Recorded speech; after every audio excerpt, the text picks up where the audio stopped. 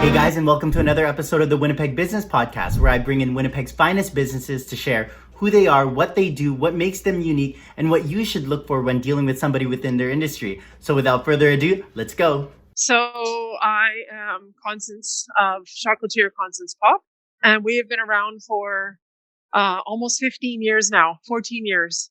Wow. So that's a long time. It doesn't seem like a long time to me, but when I say the numbers, I'm astounded that it's like a decade and almost a decade and a half. That's a really long time. And we've been in this shop for the last 7 years. And 2 years ago, we bought the building, which is very cool. Nice. So that's nice. Yeah, and we make and sell all kinds of awesome chocolate treats. And right now, we're very seasonally based. And right now, we're getting ready for Valentine's and for Festival de Voyageur. Oh, you're getting ready for that already. Yeah, well, it's next week. It starts next week, Festival. Yeah. I have a question. What made you think of chocolate? Well, it's so good to begin with. Like, I've had a lifelong excitement for chocolate. I love it. Like, it's always my go-to treat. So there's that. But I like the idea. Like, I've always made good things at home, and I like the idea of having my own space. So I rented a space and learned how to become a chocolatier all at the same time. Like within a couple of years of each other, I was doing all of that at the same time to learning how to become a chocolatier in Montreal and in Chicago. And then I would hire staff and teach them how I make. And now they teach each other. As new staff come in, they teach each other how to make all the things that we make here at the shop. But just desire to own my own business. And desire to have a constant supply of chocolate. Nice. And I did actually pick up some really good goodies here. This is my favorite by far, the white chocolate. Oh, that's the cookies and cream. Yes. Oh, I love it. And I have a question. Who is the artist behind these pieces? Oh, what? Yeah. Well, I created the designs, and then now that and then I teach them to my staff, and then they make them. And so that one would have been made by this one. James is asking about the birch syrup. So I think it was Miss Angie who made it right here. No, he show her your birch syrup that you made, that you bought, that one. Yes. She can tell almost by looking at it if she made it. Wow. But it was probably her. And right now she's making our hot chocolate bombs. Oh, so she's hand rolling them. They're so popular. So first she molds them. Mm-hmm. She puts milk chocolate into a mold, and then she pipes them. And then after she pipes them, she fuses them together, the two spheres together, and then she hand rolls them. And it's not a very glamorous job at this point, but it's a very necessary job. And to hold them all together, she hand rolls them in milk chocolate. And then she spots them with cocoa butter colored to give them a bit of a color. And then also we can distinguish those ones from the other ones that we make. And I also saw that you guys had the Statue of Liberty, the Human Rights Museum, and the shading on that is beautiful. It actually looks yeah. It's metallic. Yep.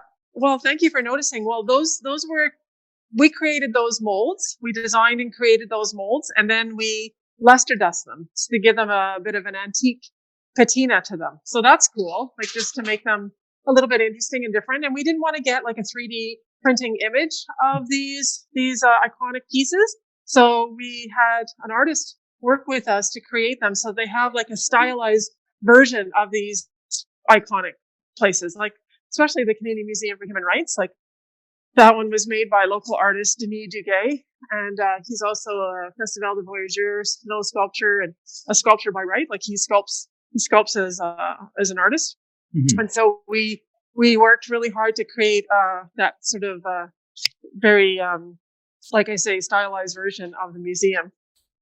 I love it. It was beautiful. I actually thought it was made out of metal until I got really close, and I was like, "Oh, it's chocolate." It's chocolate. Yeah, you can eat it. So you are the mastermind behind all the designs of the small pieces of chocolate at the front there too? Yes. Wow. What inspires you with these designs? They're very artistic. Oh yeah, thank you. Well, just gosh, where do I even? I guess starting from what's the ingredient that's inside there. So in that case, the one that you were just showing us is the birch. So you do think of really earthy colors when you think of birch syrup. Birch syrup is very interesting. It's not like maple syrup. It's tapped from trees. That's pretty much where the similarity ends. But it takes a lot more to get the syrup out of the tree than it would for a maple syrup. It takes 40 liters of sap to make 1 liter of maple syrup, which is a lot. But it takes about 120 liters of sap to make 1 liter of birch syrup. Whoa. Yeah. So I do like art. I do like going and perusing sites. When the art gallery is open, I'm a big customer, client, visitor of the art gallery. Just I'm very, very stimulated and inspired by nature. So art that people create, craft that people create, and also what we see out in nature. And one way or another, it comes through in the chocolate. And not just me now, like everyone else, they all have like a nice artistic bent to them as well. And everyone has their own milieu that they add to some of the things that we make here.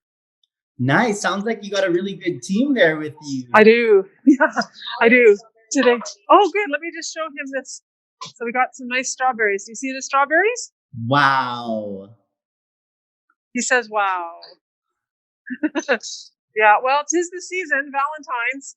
Yes, So, you guys must be crazy busy. Yeah, we're busy now. Yeah, like it's nice right after Christmas. It's a little quiet, but now we're getting ready. We're making Valentine treats for other places, from sort of local hotels and restaurants, and then just for people who are ordering online and people coming into the shop.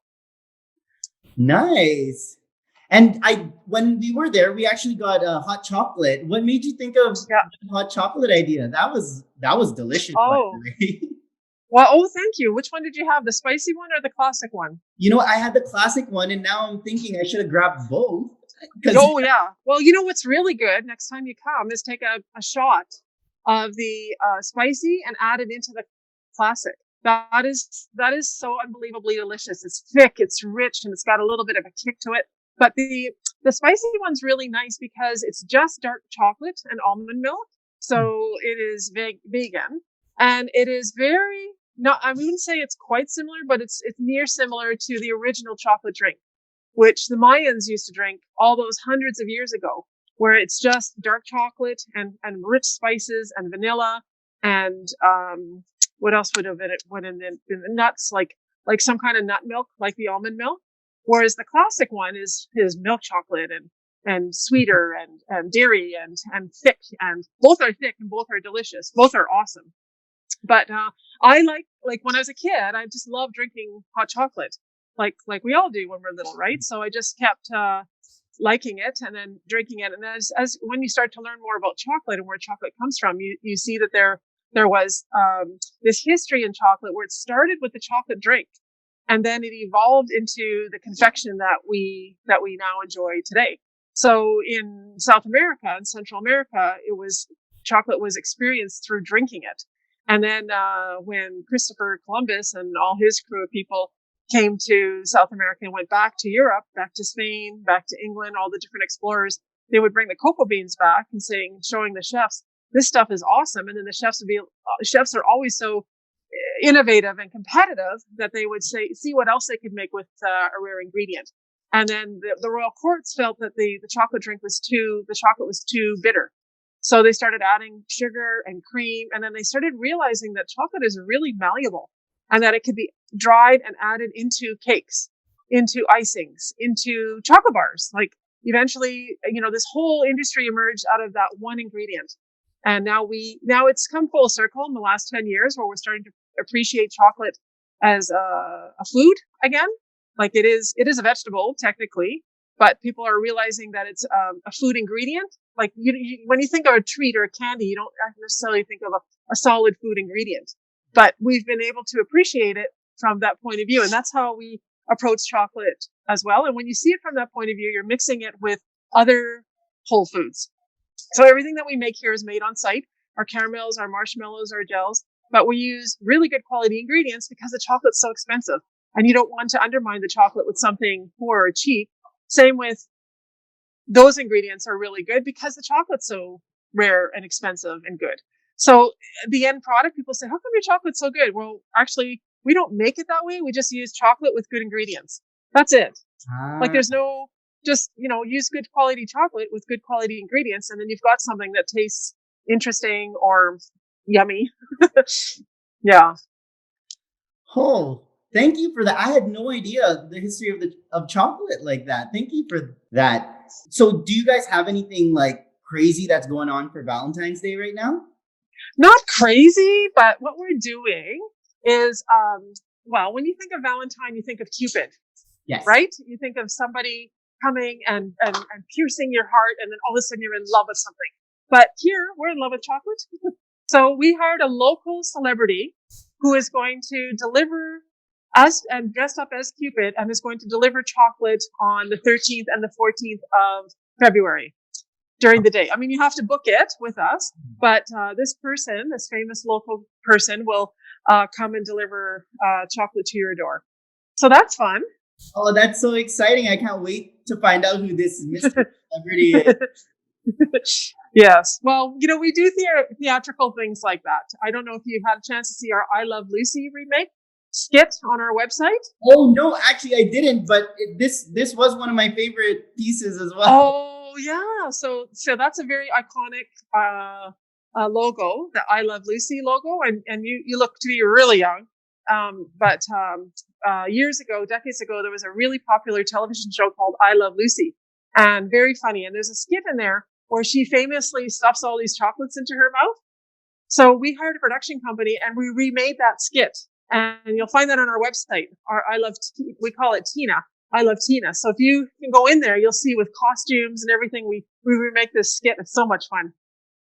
That's so awesome. some of the theatrical things we do to have fun with our chocolate. That's so cool. I love that you guys do such unique things with chocolate there, and to see that you're actually making the chocolate there is amazing. It's not just shipped from somewhere and just sold in a store. That's so cool. No, it makes it nice and fresh. It's all fresh. Nice. Thank you for that. So if the viewers wanted to reach out to you or check out your website or please share your contact information. Oh, thank you. So just, like our website, yes, constancepopp.com. By the way, we're upgrading our website. I can't wait. We just started doing it this week. So in about 6 weeks, we'll have a new website, and we're switching our platform from PayPal to Shopify, which is going to be very awesome. So there's that. And then, of course, you can always find us on Instagram at Popp Chocolates. And there we post all of our latest new things that we're doing. And then always check in with our shop hours. We're open all the time, but we do shift our hours around a little bit. That's the best thing. If you could just come visit us, that's awesome. See, look how quiet we are right now. You met us. If you had called about half an hour ago, we're only allowed 3 people in here, but we were packed with 3 people. Actually, I might head down there after this interview. I'll go get dressed and I will head on over. Oh, cool. Well, then we'll see you again. All right. So, you're so awesome. You're just so awesome. It's so nice of you Thank you to so take much. take interest in us, James. It's really nice of you. Oh, your shop is awesome. I'm going to go there and get some more chocolate. So thank you for giving your time to do this interview with us. You're very welcome. Excited to hear what you had to say. So thank you so much. And to the viewers, thanks for watching. That's all for this episode of the Winnipeg Business Podcast. Thanks for watching this week's episode of the Winnipeg Business Podcast. If you know anyone you think would make a perfect guest for the show, please send them to thewinnipegbusinesspodcast.com. Have them fill out the form and someone from our team will get back to them ASAP. Till next time.